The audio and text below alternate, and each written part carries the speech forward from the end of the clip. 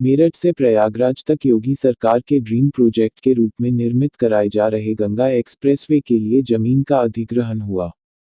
जनपद संभल में भी तहसील संभल और चंदौसी में किसानों की जमीन को अधिग्रहित किया गया है। गंगा एक्सप्रेसवे निर्माण के लिए खरीदी गई जमीन में करोड़ों का घोटाला हुआ है। इस मामले में बंदोबस्त चकबंदी अधिकारी को निलंबित कर दिया गया है।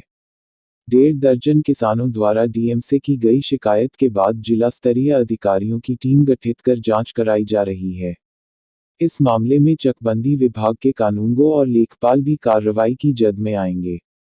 जमीन किसी और की और मुआवजा किसी और को देने के खेल का खुलासा होने से प्रशासन में खलबली मच गई है। डीएम ने भी अपनी आंतरिक जांच में चकबंदी विभाग की बड़ी खामी पाई है।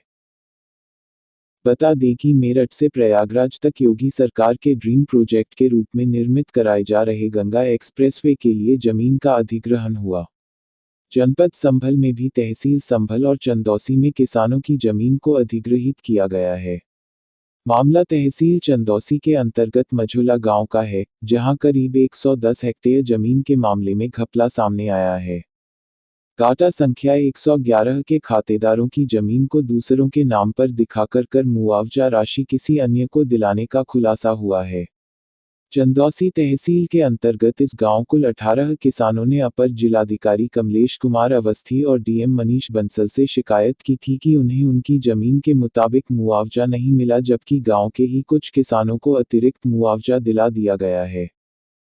प्राथमिक जांच में पता चला कि गांव की ही पूनम देवी को 0.126 हेक्टेयर के मालिकाना हक के मुकाबले 0.186 हेक्टेयर की भूमि पर मुआवजा दिया गया, जिन्होंने मुआवजा मिलने के दौरान ही किसी जमीन का बैनामा कराया था। 4 गुना रेट पर मिलने वाले मुआवजे के लिए पूरा खेल किया गया।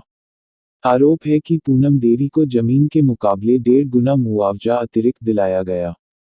इसके अलावा चंदौसी के ही राजपाल पुत्र सुखाड़ी की जमीन भी गंगा एक्सप्रेसवे में खरीदी गई और इसका भुगतान भी हुआ, लेकिन यह भुगतान किसी अन्य को कर दिया गया।